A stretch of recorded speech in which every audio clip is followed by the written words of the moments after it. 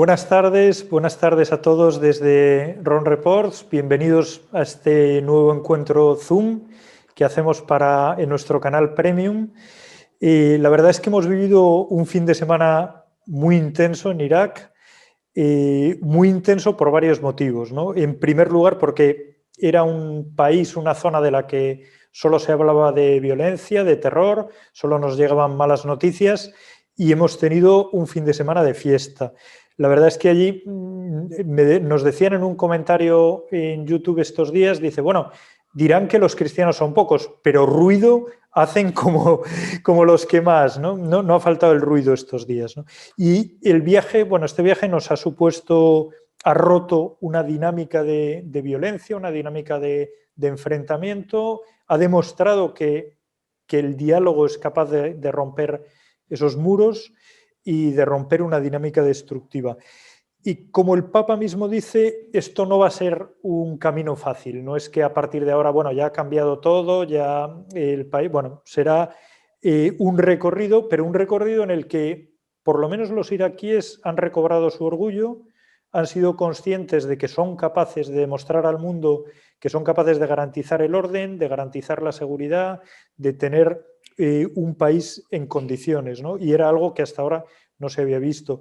Y una última consecuencia y es que, bueno, el mundo ha descubierto el maravilloso patrimonio cultural de Irak, ¿no? Han tenido oportunidad de ver la maravilla de Ur, de todos los restos arqueológicos que hay ahí. Yo he tenido hace años también la oportunidad de estar en Babilonia, que es algo que no se ha visto estos días, pero es un sitio, una ciudad maravillosa también, ¿no? Hay cantidad de espacios que son patrimonio cultural de la humanidad, ¿no? Entonces, bueno, en este extraordinario viaje ha estado nuestro compañero Javier Martínez Brocal, ha estado siguiéndolo día a día, le tenemos hoy con nosotros y nos va a explicar un poco cómo ha ido todo, pero además yo quería y estaba muy interesado en tener con nosotros a Monseñor Segundo Tejado, porque es importante contar que un viaje así no sale bien, todo el éxito que ha tenido no es posible sin todo un trabajo detrás. Hay todo un trabajo del Vaticano, de la curia, que a veces es tan denostada, ¿no? Bueno, ¿qué hace la curia? La curia es la que ha trabajado, ha tenido todo el equipo trabajando detrás para que esto pueda salir adelante, para que el Papa pueda ir allí, pueda tener los encuentros que se han preparado, esté todo ordenado, ¿no? Y bueno, vamos a tener también una invitada sorpresa que luego le daré paso, pero es una persona que ha tenido un cierto protagonismo en este viaje y os contaré dentro de poco, ¿no? Y bueno, está con nosotros hoy también, y la saludo especialmente, la embajadora de España ante la Santa Sede. Es un honor, Carmen. Muy buenas tardes. No, y quería empezar con Javier, bueno, que viene venía destrozado del viaje, pero bueno, venía muy satisfecho, ¿no? ¿Qué impresión te ha causado, ¿no? Todo esto, Javier? Sí, buenas tardes a todos. Como si no se oye, me cambio el micrófono. La verdad es que ha sido, pues, quizá el viaje más intenso de los que hemos vivido durante este pontificado. Y sobre todo a mí hablando también con Eva Fernández, que luego nos contará, me impresionaba ver al Papa en medio de tanta destrucción. Mi impresión era que el Papa no se esperaba ver tanta destrucción. Y no, a diferencia de otros viajes en los que ha visto destrucción causada por catástrofes naturales, como terremotos, inundaciones, o incluso por cuestiones como la pobreza o la desigualdad, esta vez era destrucción causada por el odio. Entonces era como si en todo el país se pudiera de alguna forma tocar este odio que contrastaba con lo que estábamos viviendo durante esos días. Yo creo que eso es lo que a mí me impresionó más. Luego os contaré algunos detalles concretos, pero esa ha sido la idea transversal de este viaje para mí. Muy bien, gracias, Javier. Ahora abundaremos en esto. Quería presentar eso a Monseñor Segundo Tejado. Monseñor Tejado nació en Madrid, pero es casi romano.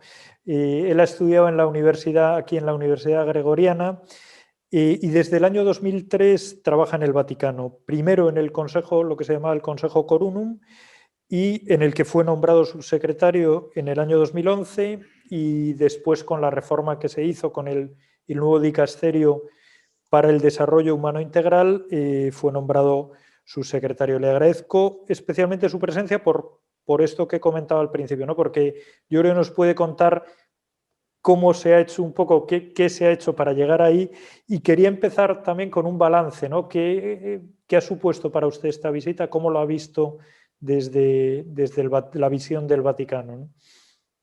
Muy bien, muchas gracias. He estado 10 años de misionero en Albania, que yo me gusta siempre en mi currículum mi tiempo de Albania, que fue muy importante, no el más importante, pero muy importante. Bueno, yo creo que la preparación es una cosa muy compleja, como podéis imaginaros. No solo la curia, sino las autoridades y tantísimas personas que se ponen en movimiento para hacer un viaje como este. ¿Yo qué visión tengo del viaje? Dos aspectos. Uno, a la comunidad cristiana, que está sufriendo mucho, pero primero porque hay un abandono muy grande por parte de los cristianos hacia Occidente. En cuanto pueden, hay una manera de salir. Y esto hace sufrir mucho a las iglesias, porque claro, cuando se van las personas y se van también algunos sacerdotes, como hemos sabido, esto hace mucho sufrir a las comunidades cristianas. Pero queda un núcleo muy importante que ha gritado mucho, como decía muy bien Javier, y decías tú, los gritos estos que hemos escuchado en los vídeos, y han llegado hasta Roma, y el Papa los ha escuchado. Ha tenido un coraje enorme yendo, y yo creo que es lo que tenemos que tener los cristianos, este coraje de ir donde tenemos que ir. El Papa sabía que tenía que ir, y ha ido. Y por otra parte, otro aspecto que es muy importante es el hablar a todos, no solamente a los cristianos, sino el Papa, yo creo que él tiene como misión muy importante hablar a la humanidad y ayudar a la humanidad a crear espacios de paz y de reconciliación y de reconstrucción. Yo creo que esto ha sido muy importante y ha tenido un impacto muy, muy grande. Los gestos que ha hecho, hablar con el imán, hablar con las autoridades, ir a visitar ciertos lugares, yo creo que esto le ha dado al viaje un peso específico muy, muy grande. Estos dos aspectos yo vería como los más importantes del viaje. Perfecto. No, y decía que me reservaba una sorpresa porque no estaba anunciado. Y bueno, y quería presentar, tenemos la fortuna de tener con nosotros también a una colega que ha tenido un cierto protagonismo. Yo sé que a su pesar, porque de verdad que nunca lo busca, y es nuestra compañera Eva Fernández, que es la corresponsal de COPE en Roma y en el Vaticano, que ha estado en el viaje y que ha tenido la oportunidad también de darle un detalle al Papa, que es la lista de los precios por los que se vendían a las mujeres no musulmanes en los tiempos del ISIS, y eso le ha impactado mucho, profundamente al Papa, ¿no? Pero yo creo que es mejor que, Eva, nos lo cuentes tú directamente, ¿no? ¿Cómo se te ocurrió y cómo ha sido, qué es lo que te contó el Papa directamente a ti, ¿no, Eva? Espera, no, tienes el micrófono apagado. A ver, ahora sí. Ahora, perfecto. Estupendo. Sí. La verdad es que son unos documentos que incluso ahora, cada vez que los recuerdo, me siguen impresionando. Y unos documentos encontrados y buscados gracias a Ayuda a la Iglesia Necesitada, que está tan en contacto con todos ellos. Entonces, la verdad es que eran impresionantes porque eran, por una parte, la Yitza, que es ese ultimátum que el Estado Islámico impuso a los cristianos con esas tres coordenadas de o convertirse al Islam o pagar un tributo muy alto o abandonar la ciudad, y si no les mataban. Incluso, vamos, se añadían unas fotos de Mosul, de las casas de Mosul, que era muy impresionante, con la letra N en árabe de nazarenos, que era como identificaban a los cristianos, seguidores de Jesús de Nazaret. Implicaba que esa casa pasaba a formar parte del Estado Islámico. Pero efectivamente la el documento, que era una copia de un documento auténtico de los soldados del Estado Islámico, con ese listado de precios de las mujeres. Al Papa realmente le impresionó. En cuanto se lo entregué, comentó que eso era un horror, que esto está sucediendo ahora en Europa, ¿no? Como diciendo, oye, que esto fue horroroso por parte del Estado Islámico, pero sigue ocurriendo. Existe en Europa con la trata de mujeres, pero no hay papeles que lo documenten. Y luego, efectivamente, Antonio, al regresar en el viaje de regreso, lo volvió a comentar, ¿no? Que efectivamente le había impresionado y sobre todo es que es un ejemplo concreto que se lo comentaba a Javier cuando le dije que era lo que iba a llevar, porque también era una forma de poner el foco de atención entre nuestros propios compañeros, que quizás a veces ante un viaje como este, pues podían estar más descentrados, pensando qué locura, cómo el Papa va allí, con esta pandemia, cómo se le ocurre. Entonces, merecía la pena darnos cuenta de que ellos, los cristianos, los que habían padecido esto que aparecía en los documentos, eran los protagonistas. Y yo creo que conseguimos que al menos centráramos un poco también la atención de los compañeros en el fin del viaje al que íbamos. Sí, yo creo de verdad, Eva, que lo has conseguido. O sea, lo has conseguido porque el Papa lo recordó, lo ha insistido, y es una tragedia, como él bien dice, que la tenemos en Europa, ¿no? Pero bueno, en el avión también Javier tuvo la oportunidad de darle algo, ¿no, Javier? Pues sí, yo le entregué un documental de Ron Reports, el DVD del documental En la frontera del infierno. Me parece que... Sí. Me parece que se oye con eco. Quizá es tu micrófono, Eva, no lo sé. ¿Puede ser? Rimbomba. Vamos a probarlo. Quizás sí, ahora funciona, sí.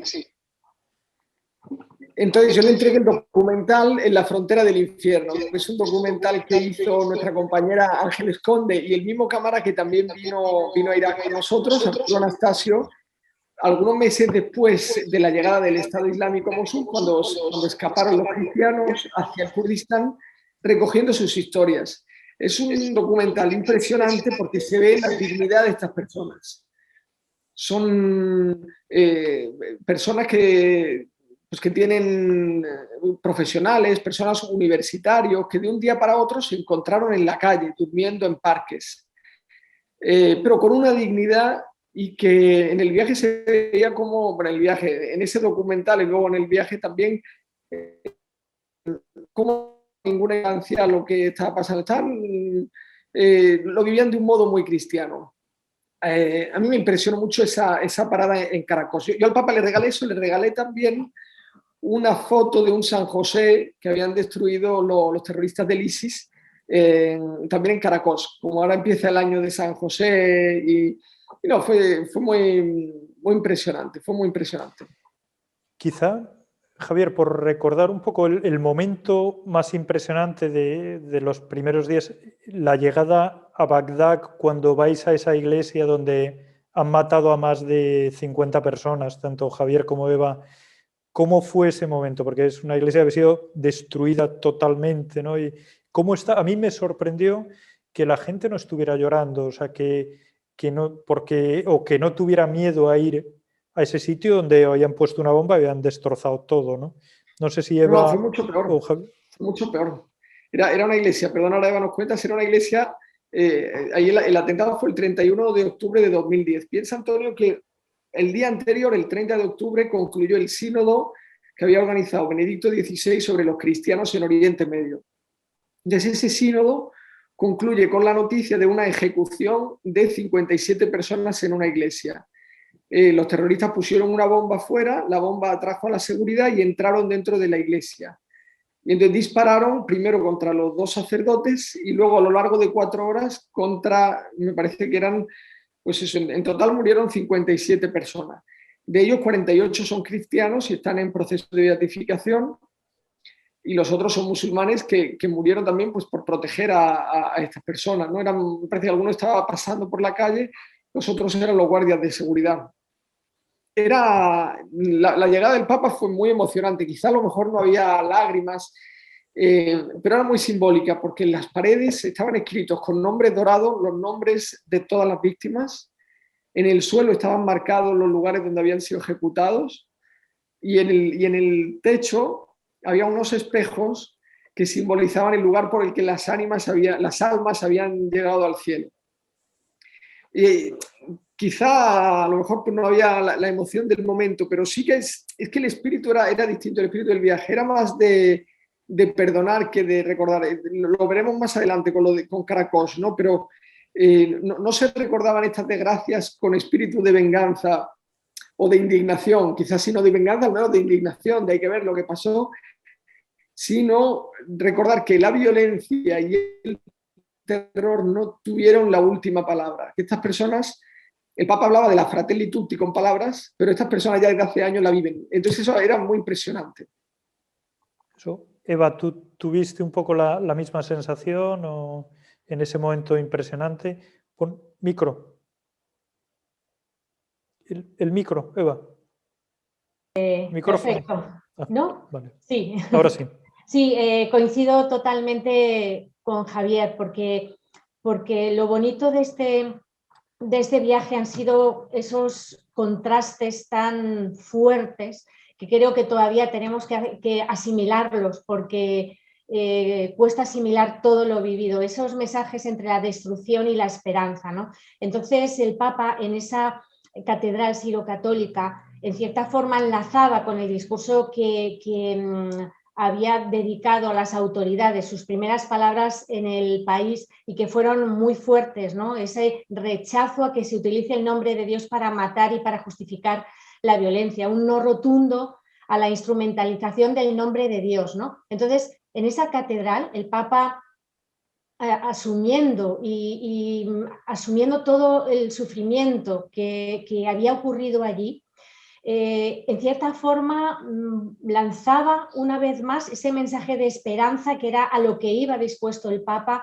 de dejar claro a todo Irak que los cristianos son gente de paz, es una minoría indefensa, una minoría que puede hacer mucho por el futuro del país, y realmente esa era la sensación, ¿no? De estar pisando suelo de mártires, suelo regado con sangre de tantas personas, pero gracias a esa sangre regada los cristianos iban a poder construir, ayudar a la reconstrucción de Irak.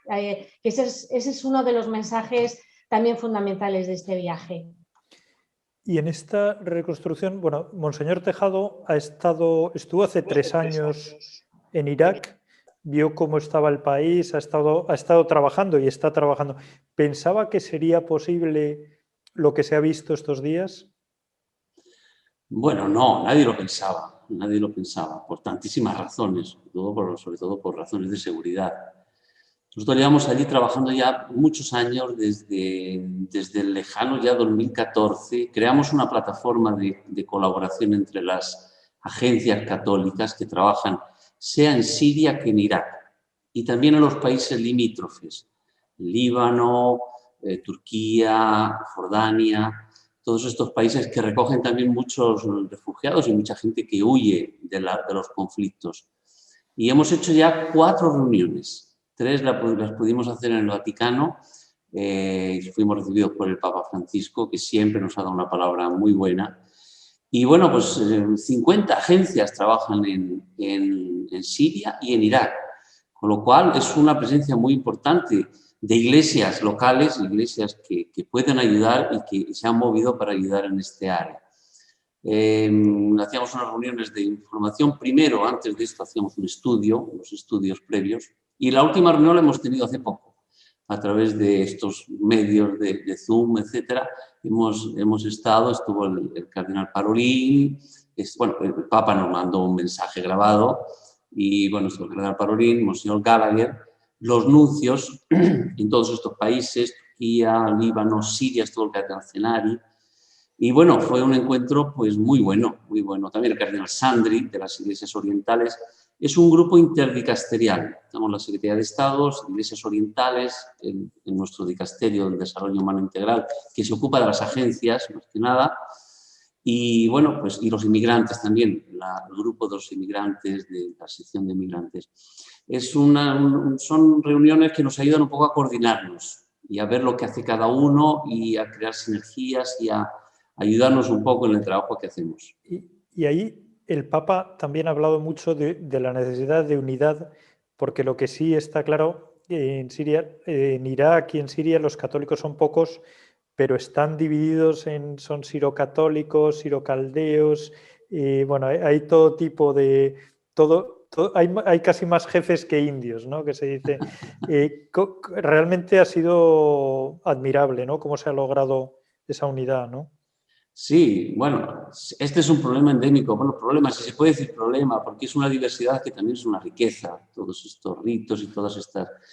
Esto también el Papa en sus discursos ha hablado también de la riqueza que supone. Puede parecer a nuestros ojos una cosa un poco divisiva, pero luego cuando se vive dentro, se vive las tradiciones que tienen todas estas iglesias, la historia que tienen, los recursos que tienen humanos en el sentido de creer en lo que son. Yo creo que esto hay que verlo desde el punto de vista de riqueza de la Iglesia. Es muy particular y sobre todo una cosa muy importante, las minorías cristianas en estos países son un elemento de pacificación. Lo dicen todos y esto es algo que es históricamente comprobable y históricamente verificable. Han sido siempre un elemento de cohesión y de pacificación en los conflictos internos que tienen estos países, que son países bastante complicados. Ha mencionado usted Siria y me parece interesante porque hay gente ahora pidiendo, bueno, ¿cuándo va a ir el Papa a Siria? Porque es el siguiente avispero, ¿no? O sea, yo creo que este ejemplo de Irak de conseguir ayudar a la pacificación y contribuir, ¿sería posible hacerlo en Siria? Es complicado, pero también se decía que era complicado de Irak y ha ido. Con lo cual, yo creo que a este Papa no se le pone por delante nada. Vamos a ver, no es fácil porque la situación es un poco diversa, la situación política y militar también es bastante diversa. Pero yo creo que teniendo al cardenal Zenari, que es también uno que es un bulldozer, es uno que tira para adelante y la voluntad también del Papa, que es otro que tira para adelante, yo creo que, bueno, que puede ser posible. Yo lo espero así, porque Siria está sufriendo mucho. Ya son 10 años, ¿eh? Ahora hacemos 10 años del conflicto en Siria. Queremos hacer también, el Papa, queremos que diga una palabra, el Papa de estos 10 años, próximamente, vamos a intentarlo, seguramente la dirá. Y bueno, estamos también preparando una serie de documentos y de informaciones para saber un poco lo que se está haciendo, cómo está el conflicto, cómo está la situación de la Iglesia allí. Estamos trabajando en ello, en el dicasterio. Y volviendo un poco al encuentro, también al papel de los católicos, ha sido muy importante el encuentro del Papa con Al-Sistani, ¿no? Con el líder chií. ¿Eso usted ha seguido un poco el proceso de cómo se ha gestado? Bueno, ¿puede valorar un poco la dificultad, lo que ha supuesto, lo que supone eso, ¿no? Lo puedo imaginar, no he participado yo en esta preparación, en esta preparación, con lo cual no puedo hablar. Me lo puedo imaginar, que tiene que haber sido algo complicado, pero al mismo tiempo no lo sé. Yo creo que también hay una voluntad de hermandad, como ha dicho tantas veces el Papa en el viaje, y de quitar divisiones, superar divisiones. Yo creo que el gesto de haber ido el Papa y haberse reunido con estas personas pues ha sido un gesto realmente impresionante. Sí, la verdad es que fue un momento, no dejaron, también por las circunstancias y cómo era la casa de Al-Sistani en Nayaf, ahí no pudieron estar los periodistas, fue solo una cámara del Vaticano, pero yo no sé si tenéis más información, Eva o Javier, un poco qué ha trascendido un poco de ese encuentro, cómo ha sido y cómo lo habéis percibido allí, ¿no? Ese encuentro histórico, ¿no? Eva. Sí. Eva, si quieres cuenta tú y luego cuento. Perdón. Bueno, realmente me chivó un poco el cardenal Ayuso en el viaje de regreso, porque él estuvo allí. Efectivamente teníamos mucha curiosidad porque nadie pudo estar presente y los que estaban eran muy parcos, ¿verdad, Javier? Porque intentábamos que Mateo Bruni, el portavoz de Sala Estampa, nos dijera hasta detalles de si se había descalzado el Papa o no, que a todo el mundo le importaba. Y más o menos, pues, por ejemplo, desde eso tan sencillo como que lógicamente damos por hecho que se descalzará, porque todos se descalzan al entrar en las casas de las personas de Irak, ¿no? Entonces es lógico que el Papa también lo hiciera, más entrando en la propia casa del Ayatolá al-Sistani. Entonces, el cardenal Ayuso decía que él vio perfectamente cómo el Papa se emocionó en un par de ocasiones, que coincide con lo que el propio Papa Francisco nos confesaba de su encuentro en la rueda de prensa. Decía que le llegó muy dentro, como se expresa el Papa, dice, me llegó muy dentro como una persona anciana, sabia y humilde, decía así el Papa, por ejemplo, tuvo la delicadeza de levantarse 2 veces cuando él no acostumbra hacerlo con nadie, absolutamente con nadie. Siempre recibe a todas las personas desde hace muchísimos años sentado y no se levanta nunca. Entonces, es un gesto que trasciende mucho más de lo que nos parece, ¿no? Que se incorporara en 2 ocasiones. Entonces, el Papa se quedó prendado de esa sencillez, de esa santidad. Decía una persona santa, decía el Papa, que las personas santas nos podemos encontrar en tantas ocasiones, lo sabemos, el santo de la puerta de al lado, ¿no? Y el Papa se quedó muy conmovido. Y el cardenal, más o menos, sin decir ninguno de los contenidos de la conversación que mantuvieron allí, sí que comentaba que realmente no somos conscientes de lo que dentro de esas 4 paredes se pudo fraguar para el futuro de los cristianos en el país, que eso es lo importante, las consecuencias de esa conversación. Y lo que decías, claro, lo que cuentas es muy importante porque la imagen que ha trascendido, que nos dieron a los medios también, es una imagen de un personaje con cara de muy pocos amigos, ¿no? O sea, parece que es un encuentro como forzado, ¿no? Pero no sé si Javier tienes esa impresión, ¿no? Sí, es un personaje, Ali al-Sistani es el hombre fuerte de Irak. En el Islam no hay un líder religioso como un papa. Entonces lo que hay es, en este caso, el gran ayatolá del que dependen líneas de pensamiento. De él dependen 250 millones de musulmanes. Pensemos lo que él es muy importante porque es partidario de la división entre religión y política, que es muy importante en Irak. Cuando los chiitas iban a boicotear las elecciones y por tanto boicotear la transición y la transición hacia un régimen democrático, pidió a los chiitas que participaran en las elecciones y participaron. Y cuando en el 2014 el Estado Islámico tomó Mosul, hizo una fatua para pedir que se ayudara a las minorías cristianas. Entonces, el hecho de que en el comunicado algunos se preocupaban porque no hubiera una declaración escrita, pero el hecho de que en el comunicado de prensa que publicó el gran ayatolá diga que los cristianos tienen derecho a tener los mismos derechos que los demás ciudadanos de Irak, es una noticia, no digo buena, buenísima para todos los cristianos, para las minorías cristianas de todo Oriente Medio, no solo de Irak, que ya es bastante, sino de todo Oriente Medio. Yo creo que la impresión que a mí me dio, por lo que luego el Papa contó, es que es uno que le da miedo que lo instrumentalice.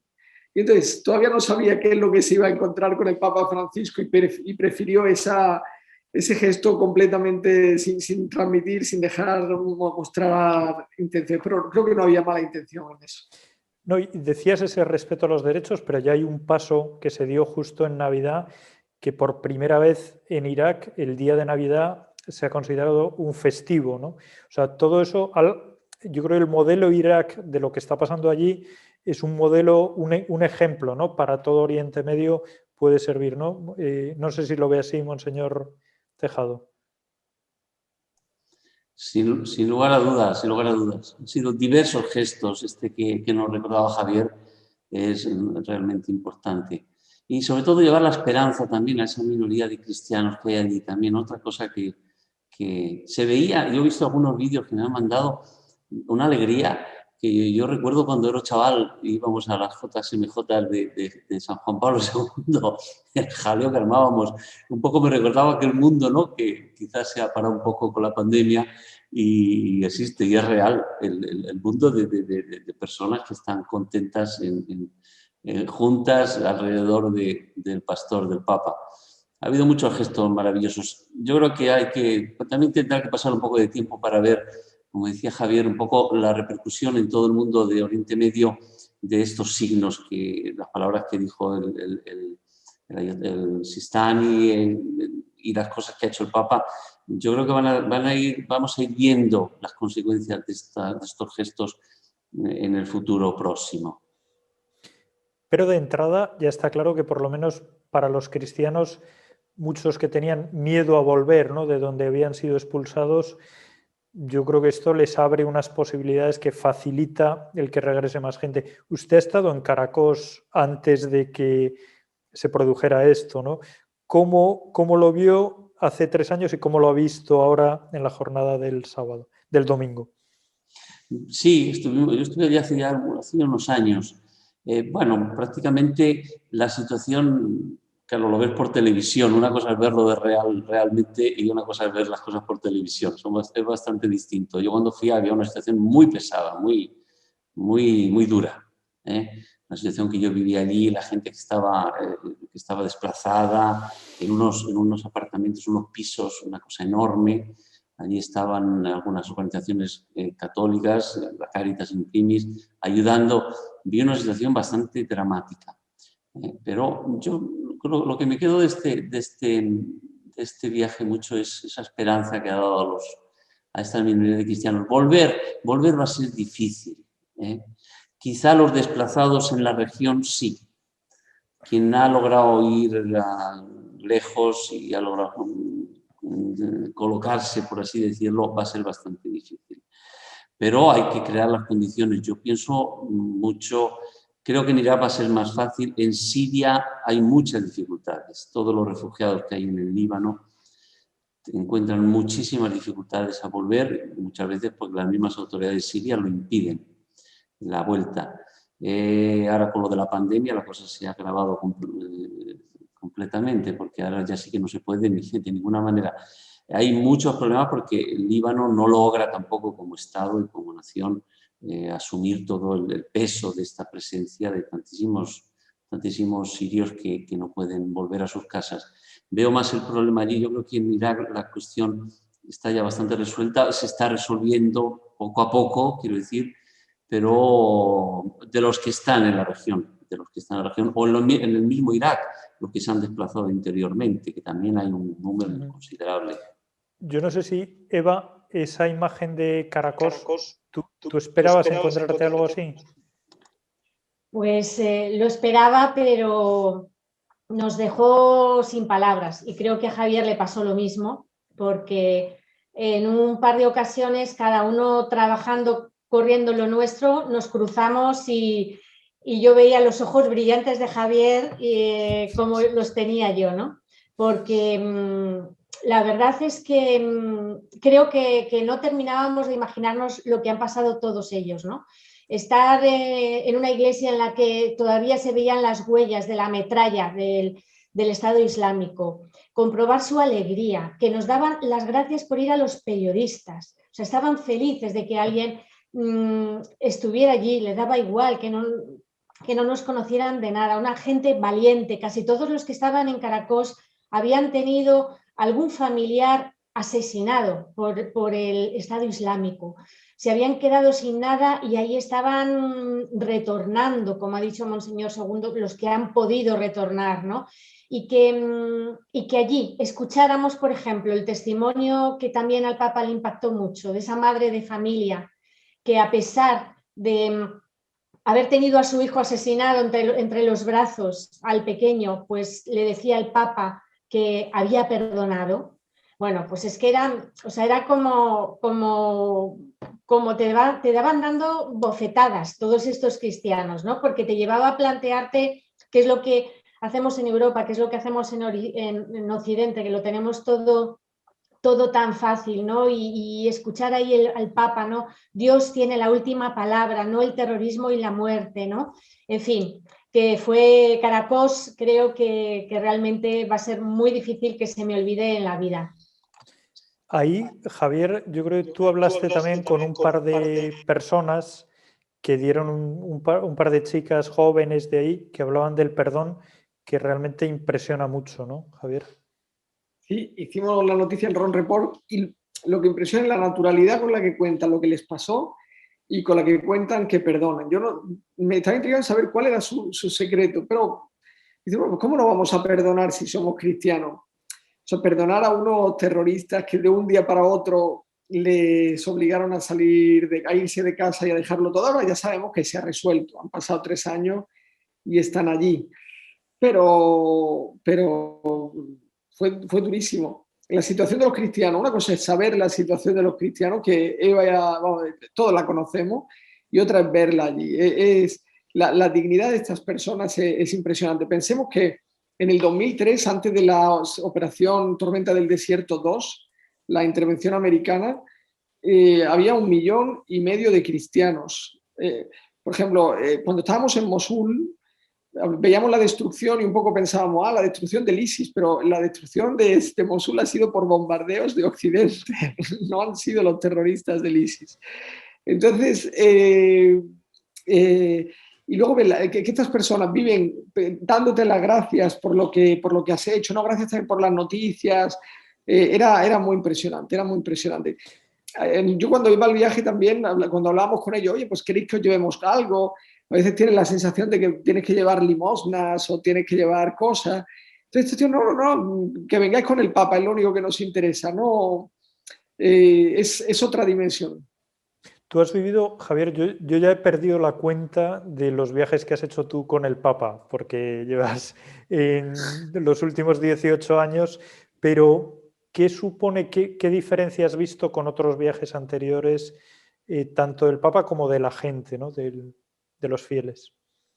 Este viaje a mí me ha recordado ha sido el viaje más impactante que hemos hecho. Remotamente me ha recordado a Colombia, siempre por el sentido de la pacificación.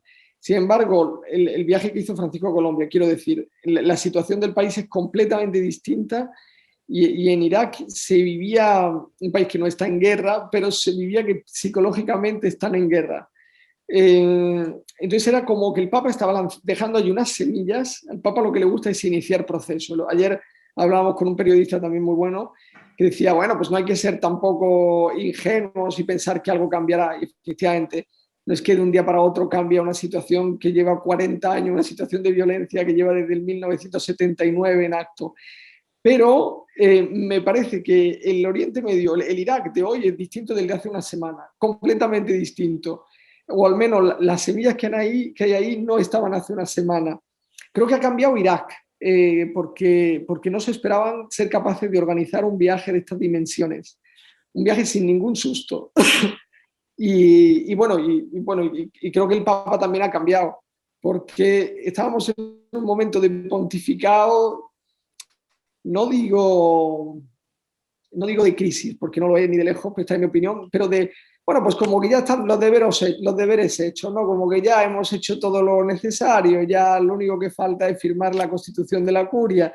Y es como si este viaje le hubiera dado nuevas energías al Papa Francisco ¿sabes? O sea, a lo mejor aquí en Roma está ya como agotado de todo el lío que tengo y todo, ahora va allí y ve los frutos que tiene su presencia.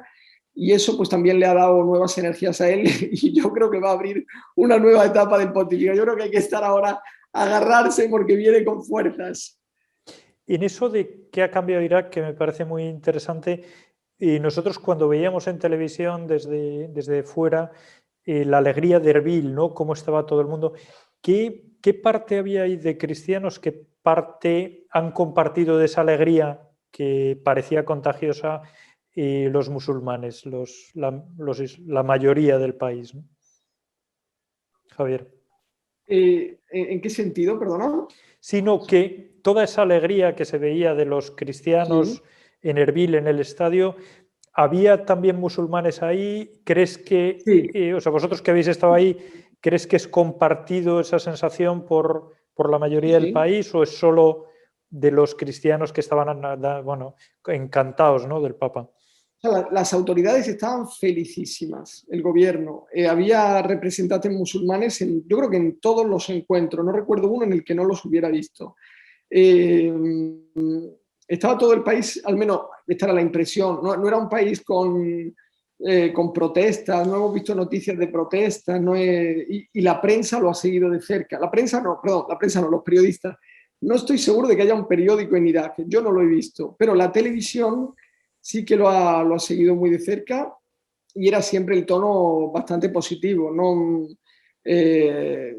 Había bofetadas entre los periodistas iraquíes para estar en primera fila y ver lo que pasaba. O sea que sí que el tono era muy positivo. Vi algunas familias musulmanas en las puertas de las iglesias que querían saludar al Papa, en la Catedral de Bagdad y en la iglesia sirocatólica.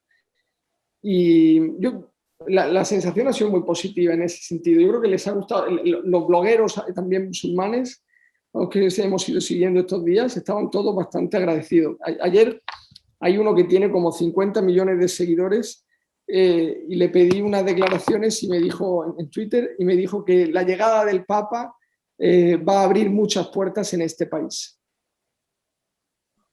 Eva, ¿tú has sido también consciente de esto, de esta sensación? Sí, sin duda, porque aparte de lo que ya sabemos, que ha sido impresionante cómo muchos musulmanes han colaborado para la preparación del viaje del Papa. Jóvenes, como ya sabemos, Irak es una sociedad con un elevado porcentaje de gente joven y han estado limpiando las iglesias, terminando de prepararlas junto con sus vecinos cristianos, pero realmente la felicidad era notoria. O sea, el presidente iraquí, que es kurdo musulmán, es que yo creo que la sonrisa no le cabía en el rostro. Y luego además hay que tener en cuenta que el primer ministro chií ha declarado ya el día 6 de marzo como día festivo para Irak, el día de la tolerancia y el de la coexistencia. O sea, que realmente esta idea que tanto interés tenía el Papa de que los cristianos están integrados en la sociedad iraquí y que con suerte a partir de este viaje estén menos marginados, sean menos ciudadanos de segunda, ¿no? Se han dado cuenta los iraquíes, y lo hemos visto en el propio gobierno, que necesitan de los cristianos para construir el país, y esto realmente es una noticia fabulosa. Yo creo que quería preguntarle también a Monseñor Tejado si ve también esas consecuencias tan claras, ¿no? O sea, de que realmente los frutos van a estar ahí. Pero antes de que me responda, recordar que pueden enviar preguntas si quieren en el chat. Ahora nos quedan 15 minutos. Si quieren enviar alguna pregunta, que lo escriban en el chat para poder controlarlo y formularlo ahora. Sí, Monseñor. Sembrar el bien siempre da fruto. Yo creo que esto es un poco lo que ha movido al Papa. Más allá de estrategias políticas o geopolíticas o lo que queramos. Creo que el Papa, como buen cristiano, sabe que sembrar el bien y sembrar el diálogo y sembrar el acercarse al otro, aunque sea tu enemigo, como dice el Evangelio, yo creo que esto siempre produce un fruto y se ha visto y se va a ver. Pero esto en la vida de cada uno de nosotros y en el viaje del Papa a Irak, en todo lo que hacemos, en nuestro trabajo, en nuestra familia, en este viaje. Sembrar el bien, aunque al principio te pueda parecer que no vas a ganar nada, que no va a quedar... No, es todo lo contrario. Los frutos se ven ahí. La caridad es así. Y eso que al principio había quien consideraba una irresponsabilidad este viaje, que era demasiado arriesgado por la violencia y por la parte de la pandemia, ¿no? Bueno, pero yo creo que todo no han hecho las cosas de una manera irracional. las cosas se han preparado muy bien en los dos aspectos. Yo creo que en este sentido tampoco hay que ser demasiado... Si las cosas se hacen bien y se preparan bien, se puede continuar a vivir, a hacer cosas. Hay que ser muy prudentes y yo creo que en esto, sea la Santa Sede, sean las autoridades iraquíes, lo han preparado, no sé, quizá tengan mejor percepción Javier y Eva de cómo ha sido, pero por lo menos de lo que se ha visto aquí, pues vamos, estaba preparado al detalle. Sí, en eso, Eva, hubo una pregunta también en la rueda de prensa, ¿no?, sobre este tema de si el Papa no tenía miedo de que la gente pudiera contagiarse, todo esto. ¿Cómo viste ese momento, Eva? Bueno, ese momento lo veía venir porque, porque estaba claro que algunos medios de comunicación ya iban con esa idea en la cabeza. Y era el tema del viaje, era por qué el Papa se había ido en plena pandemia, ¿no?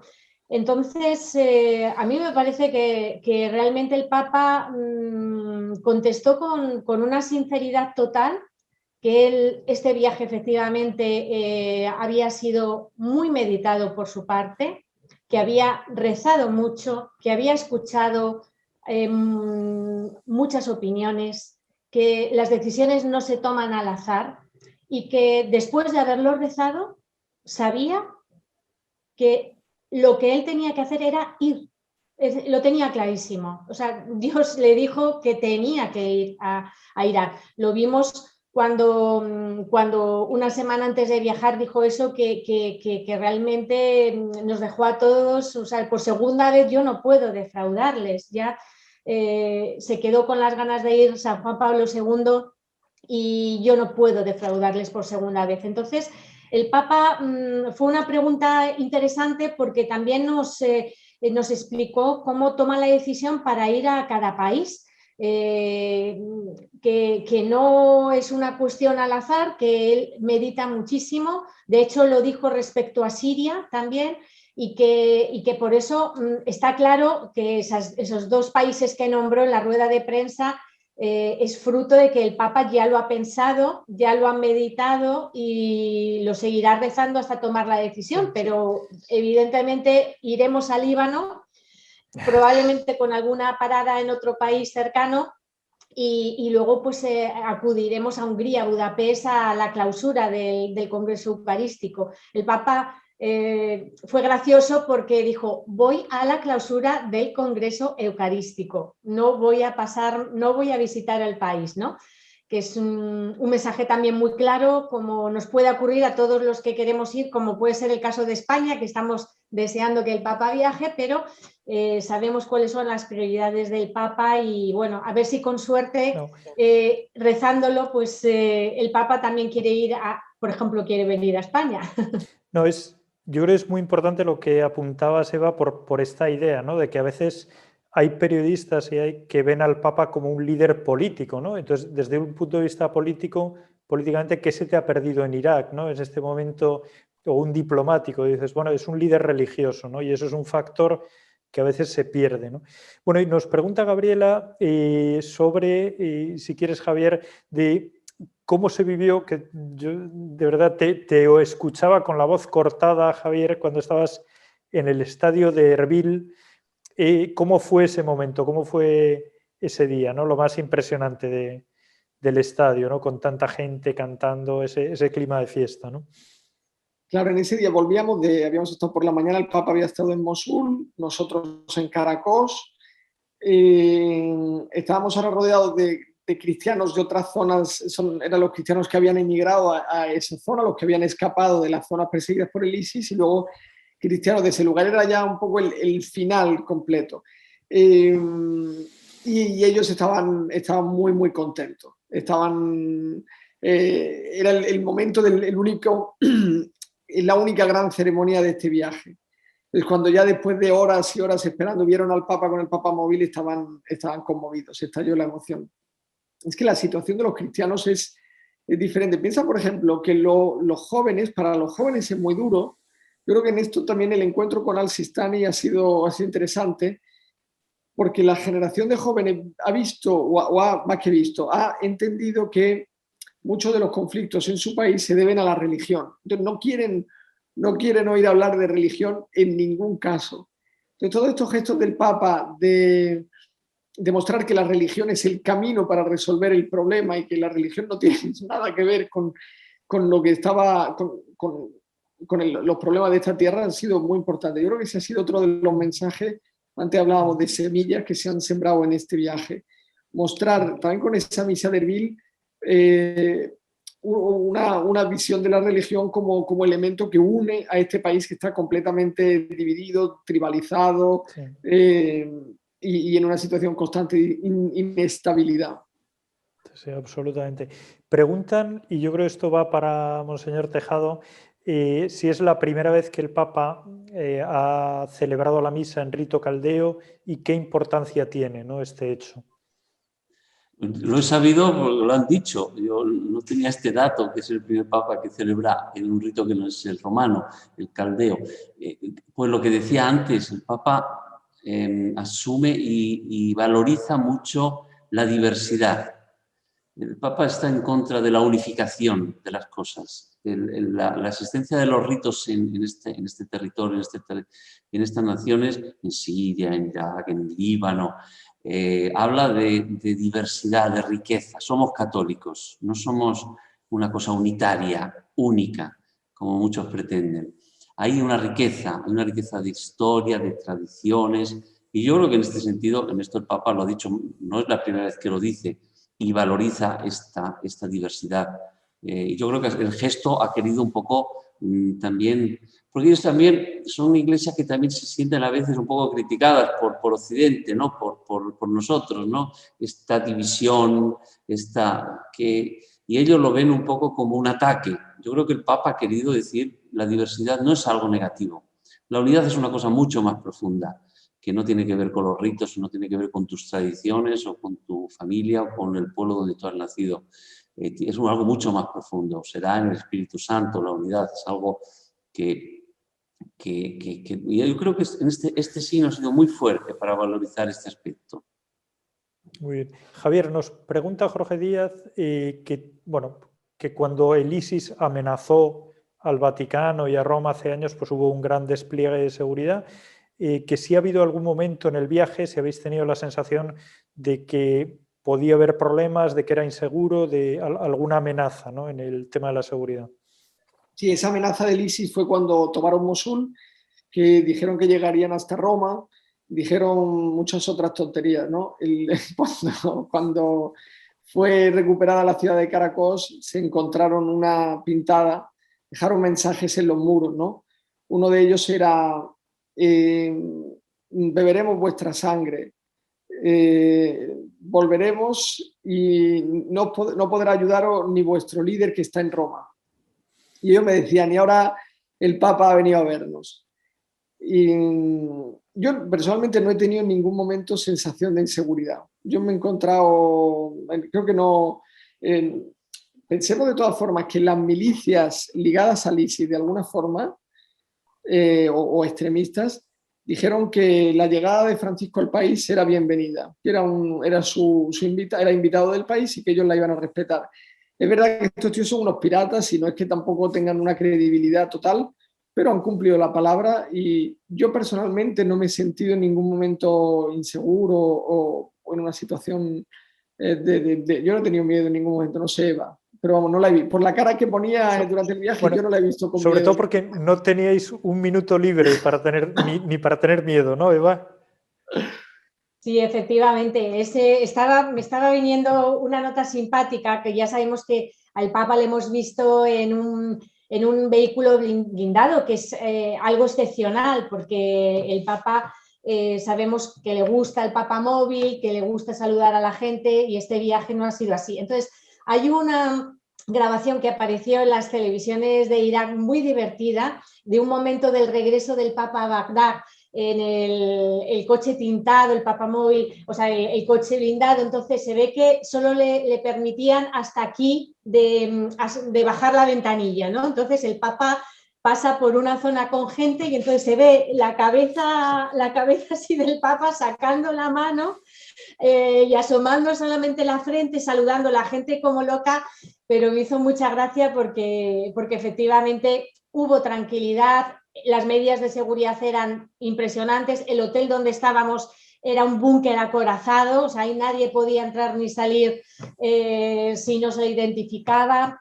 Todo lo que rodeaba al Papa estaba con esta especie de muros de cemento antimisiles y antiarmas. O sea, está claro que la sensación de que estabas en un país en el que podía ocurrir de todo era evidente, pero no pasó nada y estábamos tan tranquilos, la verdad. Perfecto. Tenemos muy poco tiempo y ahora sí que estamos terminando. Una cosa muy breve, Monseñor Tejado. El papel que está teniendo ahora el Vaticano, nos preguntan, en la comisión del COVID-19 en Irak, ¿qué es un poco lo que se está haciendo? ¿Se nos puede brevemente contar un poco?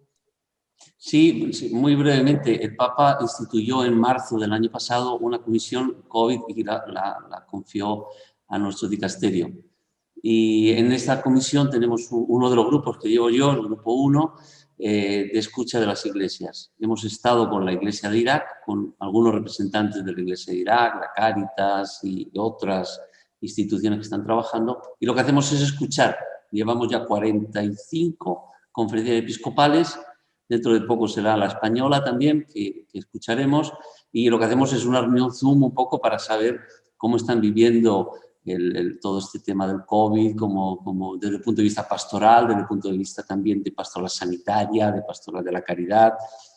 Son unas reuniones extraordinarias, tengo que decir que son estupendas, porque nos da de conocer pues, un poco cómo se está viviendo en cada iglesia, cómo están viviendo esta situación del COVID en las iglesias. Nosotros referimos al Papa las conclusiones de estas conferencias, videoconferencias, y vamos a continuar a hacerlas en el futuro.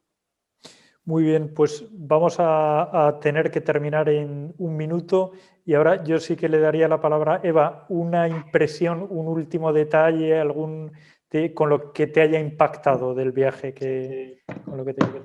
Bueno, pues con una palabra, este viaje va a ser inolvidable. Tengo que asimilarlo todavía porque hay que digerirlo y yo me voy a quedar con esa valentía, esa dignidad de los cristianos que he conocido y las lecciones que me han dado. Espero y no quiero olvidarme del sufrimiento de esas personas y la esperanza que tienen para seguir adelante y cambiar el país. Gracias. Javier. Yo me quedo con muchas ganas de volver a Irak. Yo espero que el próximo Papa, porque al Papa Francisco no le gusta repetir viajes a países, pues dentro de muchos años, pero que el próximo Papa regrese a Irak y ojalá podamos acompañarle. Podemos contarlo. Muy bien, pues muchísimas gracias a todos por estar presentes aquí en este encuentro. En unos días también lo pondremos online para todos en el canal Premium y que estáis invitados para estos próximos encuentros a seguir la actualidad todos los días en el canal de Ron Reports. Gracias también por las felicitaciones que nos estáis enviando por el chat y que vaya bien la tarde. Buenas tardes.